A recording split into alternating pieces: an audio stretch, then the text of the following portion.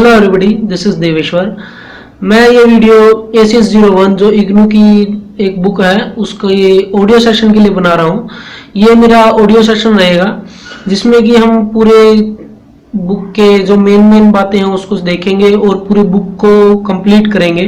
पूरे कोर्स को ACS01 का जो पूरा कोर्स है उसको हम कंप्लीट करेंगे यहाँ पे। तो एक्सपेक्ट करता हूँ कि आपको ये मेरा ऑडियो सेशन पसंद आएगा। तो चलिए ज़्यादा टाइम ना वेस्ट करते हुए अपने ऑडियो सेशन को स्टार्ट करते हैं।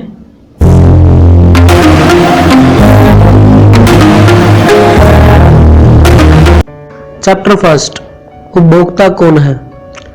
परिभाषा के अनुसार उपभोक्ता वह व्यक्ति है जो वस्तुओं व सेवाओं की खरीदारी करता है तथा साथ ही सार्वजनिक सुविधाओं व हवा, पानी जैसे प्राकृतिक संसाधनों का इस्तेमाल भी करता है।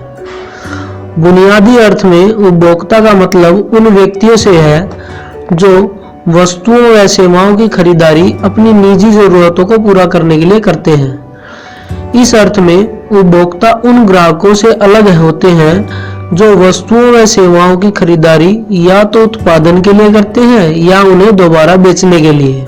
प्राचीन काल में उपभोक्ता भोजन की तलाश में यहाँ से वहाँ भटकता रहता था। उसे जो कुछ भी मिल जाता खा लेता था। उदाहरण के लिए वह अपना भोजन मछली, अखरोट, बेर, शकरकंद जैसे फलों तथा जानवरों के मांस से प्राप्त करता था। अपने को गर्म रखने तथा शिकार किए गए जानवरों का मांस भूनने के लिए वह लकड़ियों व सूखी पत्तियों को जलाकर आग का इंतजाम करता था।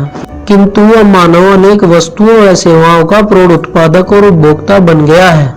आज की पूर्ण विकसित बाजार व्यवस्था में कुछ लोग वस्तुओं व सेवाओं का निर्माण करते हैं तथा उन्हें मुद्रा के जरिए विनियमन करते हैं। इस तरह उपभोक्ता की नई अवधारणा अस्तित्व में आई, जिसके अंतर्गत वह बाजार से अपने इस्तेमाल के लिए वस्तुएं खरीदता है, इसके भुगतान का वादा करता है तथा खरीदी गई वस्तुओं का उपभोग करता है। इसमें उन लोगों को शामिल नहीं किया जाता जो पुनः क्रिया के लिए वस्तुओं का क्रय करता है या किसी व्यावसायिक उद्देश्य के लिए क्रय करता है। 1993 में संशोधित अधिनियम के अनुसार व्यावसायिक उद्देश्य को वस्तुओं के उपभोग में शामिल नहीं कर सकते। स्वरोजगार के द्वारा उत्पादित वस्तुओं का अपने जीवन में प्रयोग को भी इसमें शामिल नहीं किया गया है। हाल ही के निर्णयों के अनुसार एक विधवा द्वारा सिलाई मशीन को खरीदकर सिलाई के द्वारा अपना जीवन यापन करने को उपभोग में शामिल किया गया है। उपभोग की मुख्य विशेषताओं का वर्णन हम निम्न कथनों से कर सकते हैं। एक उपभोक्ता वह है जो वस्तुओं या सेवाओं का उपभोग करता है। उपभोक्ता शब्द का प्रयोग पृथक रूप से वस्तुओं और सेवाओं के उपभोग के लिए किया जाता है। वस्तुओं के उद्देश्य के लिए एक उपभोक्ता का अर्थ उस व्यक्ति से किया जाता है जो निम्न दो श्रेणियों में से किसी का अनुसरण करता है, जो आवश्यकता की पूर्ति के लिए वस्तुओं का क्रय करता है, जो क्रेता होने के लिए इन वस्तुओं का उपभोग करता है। सेवाओं के उद्देश्य के लिए एक उपभोक्ता का अर्थ उस व्यक्ति के लिए किया जाता है जो निम्न दो श्रेणियों में से किसी का अनुसरण करता है, जो किसी सेवा का किराया देता है या सेवा की आवश्यकता पूर्ति के लिए प्रयोग करता है, जो इन सेवाओं का लाभ उठाता है। जो व्यक्ति व्यापारिक उद्देश्य से वस्तुओं का क्रय करता है वह उपभोक्ता नहीं है। दूसरे शब्दों में एक व्यक्ति जो निजी प्रयोग या उपभोग के लिए वस्तुओं को खरीदता है वह उपभोक्ता कहलाता है। उपभोक्ता द्वारा खरीदारी की विशेषताएं। सरकारी व निजी उद्यमों के लिए खरीदारी करने वाले एजेंटों व उपभोक्ताओं के बीच एक विलक्षण अंतर होता है। पहली श्रेणी के खरीदारों का सिर्फ एक काम होता है, खरीदना। ऐसी खरीदारी में सीमित किस्म की वस्तुओं की ही खरीदारी हो पाती है। ऐसा इसीलिए होता है क्योंकि खरीदारी की इकाई काफी बड़ी होती है, जिससे संभावित विकल्पों की तलाश की जा सकती है तथा उत्पादों की गुणवत्ता के लिए समुचित परीक्षण भी किए जा सकते हैं। ये अपने लिए जरूरी उत्पादों का उल्लेख करते हुए आदेश भी दे सकते हैं। इसके अतिरिक्त इनके द्वारा खरीदी गई अधिकांश उत्पादों की मानकता का भी उल्लेख रहता है। दूसरी तरफ उपभोक्ता कम मात्रा में वस्तुओं की खरीदारी करते हैं। नतीजतन व्यापक तलाश व परीक्षण संभव नहीं हो पाता, क्योंकि उपभोक्ता की आय बहुत अधिक नहीं होती। अधिक आय की स्थिति में वह भी जरूरी वस्तुओं के लिए ऑर्डर दे सकता है। उपभोक्ता अमूमन खाली वक्त में ही खरीदारी करता है और यह काम उसके अन्य विविध कामों का एक हिस्सा भर होता है। ऐसे में बहुत ही कम संभव है कि खरीदारी करते समय वह किस्म किस्म की अनेक चीजों का चयन कर सके। उचित परीक्षण के अभाव तथा अनुभव की कमी के साथ उपभोक्ता को विक्रेता की दक्षता के सामने अपने बुद्धि चातुर्य का इस्तेमाल करना पड़ता है। हालांकि बेचने की कला में माहिर विक्रेताओं के सामने उपभोक्ताओं की नहीं चल पाती। अधिकांश विक्रेताओं के सामने उपभोक्ताओं की मंशा यही होती है कि ये खुद अपने विवेक से निर्णय लें। ये विक्रेता उत्पादों के विशेषज्ञ भी होते हैं। नतीजतन ये क्रेताओं को दक्ष तरीके से बहला फुसलाकर उन्हें अविवेकी क्रेता साबित कर सकते हैं। इसके बारे में आगे विस्तार से चर्चा की जाएगी। उपभोक्ता की रूपरेखा। मौजूदा सामाजिक संरचना में प्रत्येक व्यक्ति उपभोक्ता है, चाहे उसकी उम्र, उसका लिंग तथा शैक्षणिक व सामाजिक आर्थिक स्तर कुछ भी क्यों न हो। चाहे वह जवान हो या बूढ़ा, धनी हो या गरीब, पुरुष हो या स्त्री, ग्रामीण हो या शहरी, रोजगार युक्त हो या बेरोजगार, वह अंततः उपभोक्ता ही है। यानी इस सूची में दुनिया का प्रत्येक व्यक्ति शामिल है। उपभोक्ता की रूपरेखा बहुत हद तक सामाजिक संरचना की जटिलताओं पर निर्भर करती है। मोटे तौर पर उपभोक्ताओं को नामांकित वर्गों में बांटा जा सकता है। उम्र में भ्रूण, शिशु, बच्चे, किशोर, वयस्क व वरिष्ठ नागरिक। लिंग में स्त्री और पुरुष। सामाजिक में सांस्कृतिक स्तर, साक्षर निरक्षर, रोजगार युक्त और बेरोजगार, दक्ष अदक्ष, ग्रामीण शहरी। आर्थिक स्तर में होगा धनी, निर्धन, मध्यम वर्ग।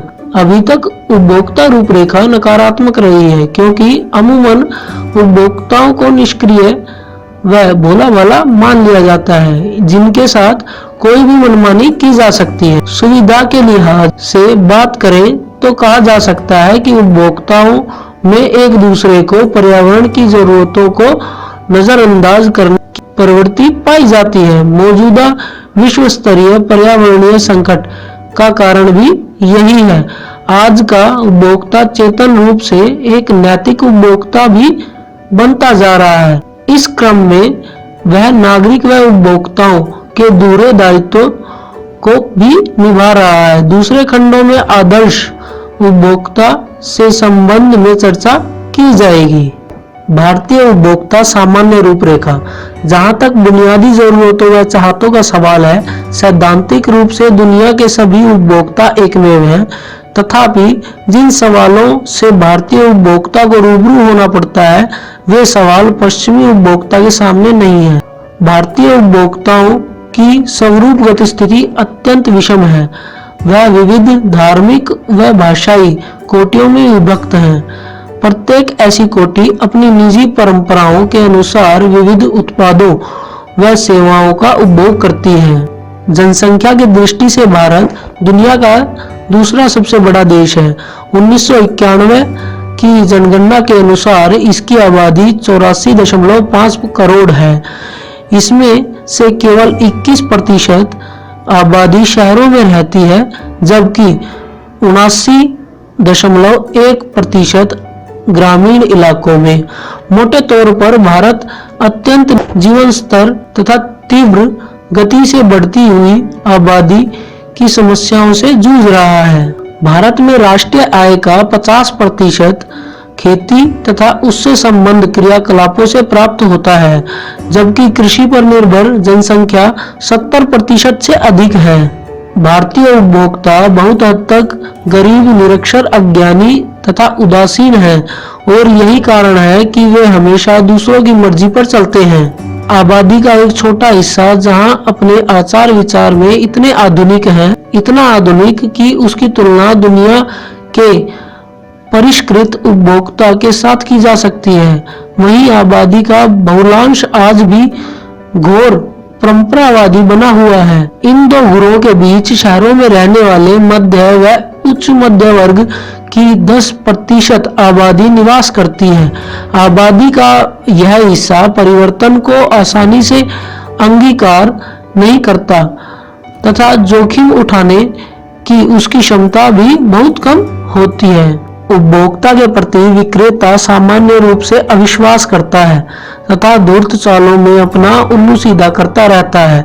ऊपर से अर्थतंत्र में होने वाली लगातार मूल्य वृद्धि उपभोक्ता की घोर उपेक्षा का कारण बनती है। इस उपेक्षा के दर्शन मिलावटी खाद्य पदार्थों, प्रदूषित हवा, नकली असुरक्षित तथा घटिया उत्पादों और आवश्यक वस्तुओं की बार बार उत्पन्न होने वाली कमी के रूप में किए जा सकते हैं। आज उपभोक्ता सुरक्षा की बात आम सरोकार की बात बन गई है। असंगठित ही सही, उपभोक्ता इस देश की सबसे बड़ी जनता है और इसीलिए उनके हितों व अधिकारों की सुरक्षा सामान्य जन कल्याण के लिहाज में अहम है। लेकिन अब उपभोक्ता परिदृश्य में धीरे धीरे बदलाव आने लगा है। सरकार ने उपभोक्ताओं की दुर्दशा पर ध्यान देना शुरू कर दिया है। उपभोक्ता संरक्षण अधिनियम 1986 का पारित होना इसका सबूत है। यह अधिनियम पूरे देश में उपभोक्ता शिकायतों के निपटारे के लिए एक कारगर हथियार प्रदान करता है। फिर भी उपभोक्ता को इन प्रावधानों को पूरा लाभ तक नहीं मिल सकता जब तक वह शिक्षित, सावधान और सहयोगी नहीं बन जाता। उपभोक्ता खरीदारी के प्रेरक तत्व। खरीदारी करते समय उपभोक्ता अन्य कारकों से प्रभावित होता है। अनेक दबावकारी व अनुयात्मक कारकों की वजह से एक उपभोक्ता सामान्य तौर पर विवेकपूर्ण निर्णय नहीं ले पाता। जहां तक सही वस्तुओं के चुनाव का सवाल है, एक उपभोक्ता अपनी जरूरत व व्यवहार से तो नियंत्रित होता ही है, अन्य दूसरे कारक भी उसे प्रभावित करते हैं। इनके अंतर्गत आय, उम्र, लिंग, परिवार का आकार, सामाजिक स्थिति, रोजगार की स्थिति, गतिशीलता की आदत, शैक्षणिक स्तर और वातावरण जैसे कारकों के नाम गिनाए जा सकते हैं। वास्तव में खरीदारी उपभोक्ता की जीवन शैली व उसके उपभोग के दर्रे पर निर्भर करती है। साथ ही यह उन प्रक्रियाओं से भी निर्धारित होती है जिनसे उपभोक्ता यह निर्णय करते हैं कि वे क्या खरीदें, कब और कहां खरीदें, कैसे और किनसे खरीदें। खरीदारी का निर्णय कई आंतरिक व बाह्य कारकों से प्रभावित होता है, जैसे मूल्य, उपलब्धता, मौसम, मांग, पर्यावरणीय प्रभाव, आदत, शौक आदि। उपभोक्ता संतुष्टि। आवश्यकताओं की पूर्ति ही समस्त मानवीय कार्य व्यवहार का अंतिम लक्ष्य है। उपभोक्ता की जरूरतों में जीवन की आवश्यकताएं, आराम व सुविधाएं शामिल हैं और ये अनंत हैं। यही कारण है कि जरूरतें सदैव उन संसाधनों की तुलना में कहीं ज्यादा होती हैं जिनसे उनकी पूर्ति हो सकती है। इसीलिए किसी न किसी प्रकार का आर्थिक नियमन जरूरी हो जाता है। एक सक्षम उपभोक्ता ग्राहक वह है जो अपनी जरूरत की वस्तुओं की खरीदारी कम से कम लागत पर कर लेता है तथा साथ ही उन्हें हासिल करने के लिए आवश्यक खर्च से भी निजात पा जाता है। ढेर सारी आवश्यकताएं केवल इसीलिए प्रकट हो जाती हैं कि उपभोक्ता अक्सर अपनी जरूरतों के प्रति लापरवाह रहता है और बाजार से अनाप शनाप चीजें खरीद लेता है। अधिकांश मामलों में अनिर्णय की स्थिति उत्पन्न हो जाती है जिससे कि उपभोक्ता अपनी जरूरतों का सम्यक अध्ययन नहीं कर पाते तथा विविध उत्पादों की जरूरतों की अग्रिम तुलना नहीं हो पाती। जरूरतों के बारे में ऐसी अज्ञानता अक्सर विनिमय और निरर्थक बना देती है। अज्ञानी, लापरवाह, विचार शून्य तथा स्वार्थी ग्राहक ही बहुत हद तक विपणन की बड़ी कीमतों के लिए जिम्मेदार हैं। उपभोक्ता को योजना बनाने और उनका अध्ययन करने में पर्याप्त समय देना चाहिए। जिस कुशलता से वे संभवतः सैंडविच तैयार करते हैं तथा अपने कपड़ों की इस्त्री करते हैं, खरीदारी करते समय भी उन्हें उसी कुशलता का प्रदर्शन करना चाहिए। इसके लिए जरूरी है कि वे सूचना के विविध स्रोतों को जानें, उन पर खुद सोचें, परिवार की विविध जरूरतों की उचित जांच परख करें तथा अपनी प्राथमिकताओं को तय करें। उपभोक्ता अपने क्रियाकलापों में बेहतरी लाने की पहल खुद कर सकते हैं। जरूरत सिर्फ इस बात की है कि वे विचार व विकास के नए स्रोतों के साथ लगातार संपर्क में रहें। कोई चीज खरीदने से पहले वे विश्वसनीय व सक्षम स्रोतों से उचित मार्गदर्शन ले सकते हैं। जरूरत व चाहत के बीच फर्क करना जरूरी है ताकि संसाधनों का बेहतर व संतुलित इस्तेमाल किया जा सके। खरीदारी के बारे में आधुनिक नजरिया तीन भिन्न किंतु एक दूसरे से संबंध चरणों पर आधारित है, अर्थात अग्रिम खरीदारी, बाजार का चुनाव तथा अनुवर्ती कार्यवाही। अग्रिम खरीदारी का तात्पर्य उस निर्णय से है जिसके आधार पर हम यह तय करते हैं कि हमारी कौन सी जरूरतें पहले पूरी होनी चाहिए तथा उन्हें पूरा करने का जरिया क्या होगा। खरीदी हुई चीज तब तक फालतू बनी रहती है जब तक उससे वांछित लाभ नहीं हासिल कर लिया जाता। अनुवर्ती कार्रवाई से के प्रति उचित ध्यान देने से वस्तु की उपयोगिता में इजाफा होता है तथा यह भावी खरीदारी के लिए भी पुख्ता आधार प्रदान करता है। चलिए इस चैप्टर का सारांश भी देख लेते हैं।